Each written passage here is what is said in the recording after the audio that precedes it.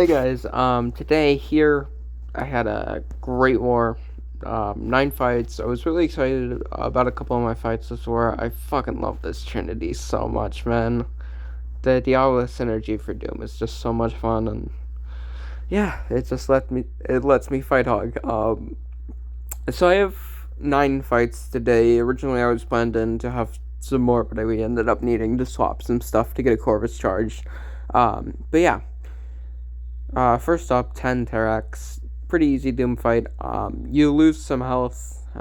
It's just, you gotta accept that about the fight.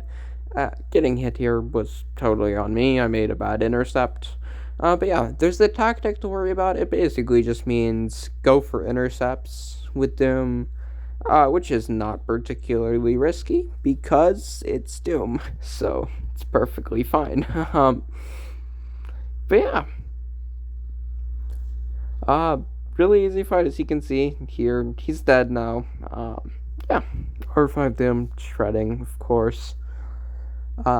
Next up, we have this 22 Knull. We do have a debuff Siphoner pre-fight, which is very nice to just make the Incinerates do a bit less damage, and our Incinerates do a little bit more damage. Not crucial or anything, but it's a nice little touch. And we do have a white mags pre-fight as well, although our parries will always fail, so it's not like we'll get the passive stuns. It's just there for a bit of an extra attack boost. So yeah, this is a pretty easy fight. I'm sure you guys have seen this. I'm sure most of you guys have seen me do this before. But yeah, basically, we have a special one here. This was mostly for the Terrax fight to conserve some potions. But it also helps here to just make the fight not have to wait out quite as much, which is nice, of course. And yeah, here we're in the shock phase, so we start playing a bit aggressive. We're just trying to build to an L3 during this. We don't end up getting to an L3 in a comfortable place for the first shock phase, so we're going to have to wait till the second shock phase to throw an L3. But we do have our L3 now, and we're just going to dash back. Only one Incinerate, so it's not going to do it really any significant amount of damage. And yeah, now that the Incinerate phase is almost over, we can throw this L3. And yeah, now we're ready to go L3, then L2, and just end the fight completely. Very easy with Doom. There are other options here. We discussed Carl. And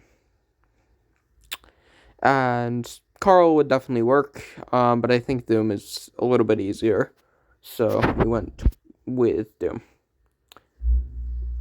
And then there is this House of X pre-fight, getting placed on Attuma. I'm just waiting for that to get placed now. And yeah, just making sure it's on. And yeah, this fight is basically nothing. So the reason why we're using Doom against Attuma, when you apply shocks, it removes a stack of hydration, and when you apply incinerates, it removes a stack of hydration, which basically removes all of the risk of Attuma. The only way he can get even slightly dangerous is if he stacks up a bunch of hydration, so just removing a couple of them is more than enough to make this fight easy, and then Doom is, of course, just a god, and yeah, just use the House of X so he doesn't shrug your parries, and he's kind of nothing. He's a really, really weak defender.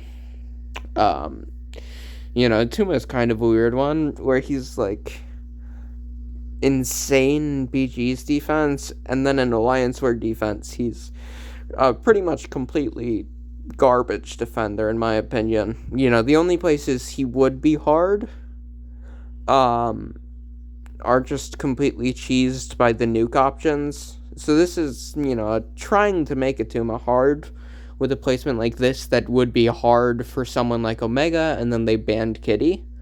But the issue is, you don't actually need to use a counter for Attuma. I'm using Doom, who's kind of like a soft counter, but you can get away with pretty much just any Node 23 good option. So yeah, that's why I think it's a pretty weak placement. 24 IDoom, very easy fight. We're going to start the fight with some parry heavy, just to get the armor break up. And then after that, we're just going to build to our L3, make sure Buffet is on cooldown for our L3, and then we will end the fight. And yeah, Very easy fight. We're going to Dex this L1 here, and then we're going to wait for the buffet to come back. It comes back, we get it on cooldown, and we're ready to end the fight right here. Perfect fight with Doom.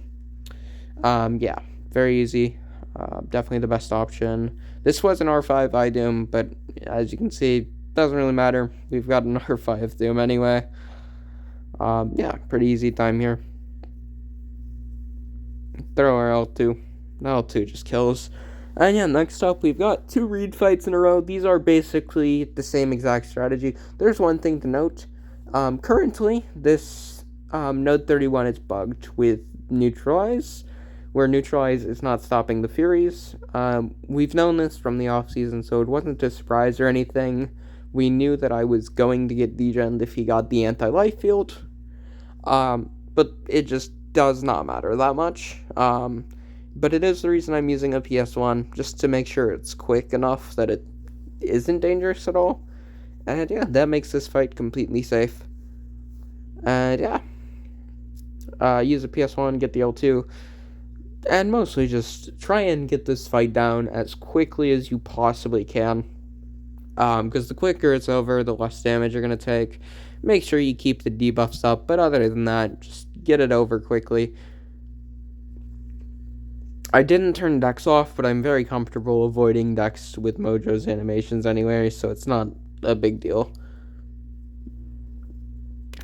Here we get Charge Heavy, so we're not going to use Heavy to refresh these debuffs. We're just going to spam the L1s to refresh the debuffs now to avoid the anti-life field, and that's really all you need. You just need one prompt that's easy to avoid, and you can end the fight entirely in that one prompt. And as you can see, the fight's just over. 39-second fight. Really quick, very easy. Definitely a great option there. And yeah, next up, House of X. This is an R3 House of X, so this was always going to be very easy. I mean, you could use pretty much anyone for this fight, probably. As long as they're not, awful free MP mod. Pretty much anyone can take this fight. We're using Raid, just to get some extra pre-fights here. I was thinking about Diablo, but I wanted the extra pre-fights so I could have a Petrify on my Sassy. Since I have to apply pre-fights on the thing. Yeah. PS1 is still on for this fight, of course. And, yeah. We get the Fatso going.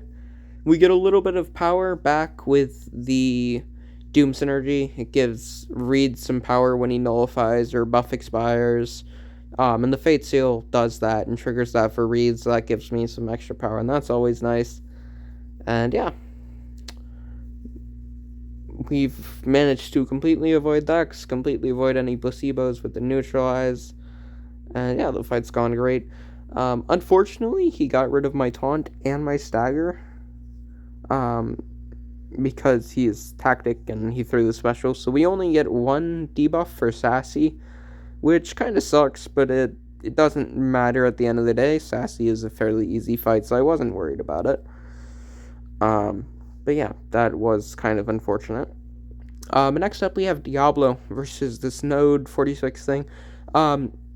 He does have tactics, so he will neutralize the Unstoppable occasionally, which is a nice touch, but you do not want to rely on it, because if the neutralize expires, it can definitely get dangerous. It's a nice thing that you can take advantage of, but it shouldn't be your main strategy. You still want to just play it like it's a thing fight, and bait the specials at 15, of course. So, yeah. And other than that, it's just fairly standard L1 strategy with Diablo.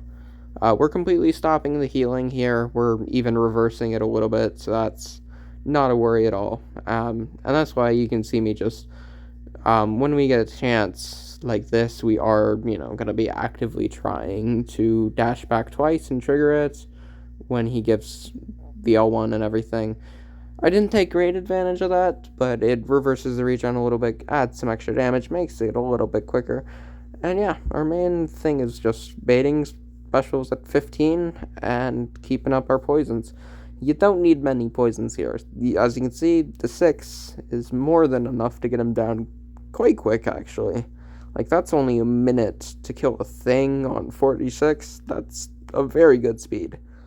And yeah, next up we have Sassy on 48. As I mentioned, we only get the Petrify for this fight, which is a little bit unfortunate, but it's not a big deal.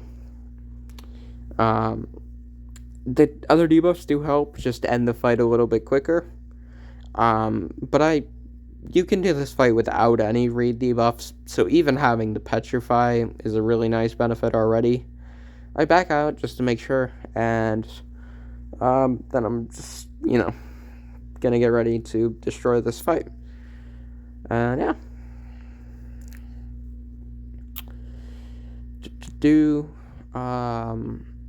I'm sure you guys have seen this fight from me a bunch of times as well. Quite an easy fight, so not much to talk about here. Yeah, just Doom versus Sassy, normal Doom versus Sassy strats, and you get a bit of extra Mystic Dispersion power, so that's always great. And yeah. Going for L3, we got it before there's any worry of going into Wrath or anything, so yeah.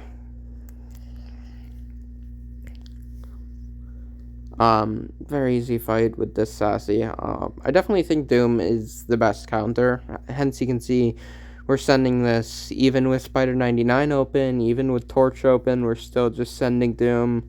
I really do think he's just the absolute best option for, well, I mean, pretty much anything he works for, but especially a fight like this that can definitely get dangerous. With the power and everything, I really love Doom as an option for it. And yeah, here I could have thrown an L1 and then an L2 if I had realized it. I did not in the moment, so that makes the fights slightly slower. Not a bad mistake or anything, but just made the fight like a few seconds longer than it needed to be. If I had done that, would have been, sub 1 minute or just around 1 minute fight. As you can see, it just takes like 10 extra seconds. So not a big deal. And then 54 Mangog with Reed. Got a PS1, got on our Science Power Backs. We have a House of X pre-fight here. And we have all the Reed pre-fights on, of course. And yeah, for this fight, I really like to push Mangog to his special 2 instead of trying to bait L1s.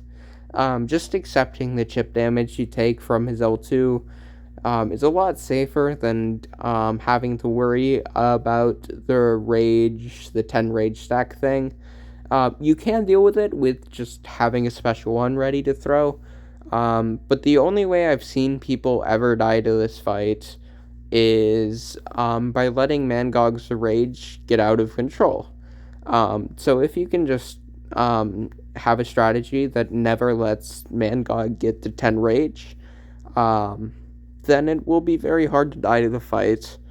And yeah, the fight is basically keep the debuffs up at this point, now that we've got this. We want to push to one more L2 to get the steady build up, whatever it's called, weakness for the special.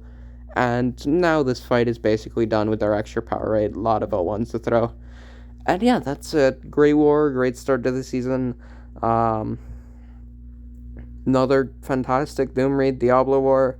And yeah, a big thank you to my Patreon supporters, Mikey, OG Highline, Senor Dunny, and Mega. I appreciate it. It helps out the channel a lot. And yeah, take care, guys. Hope you guys are having a good time in your war seasons.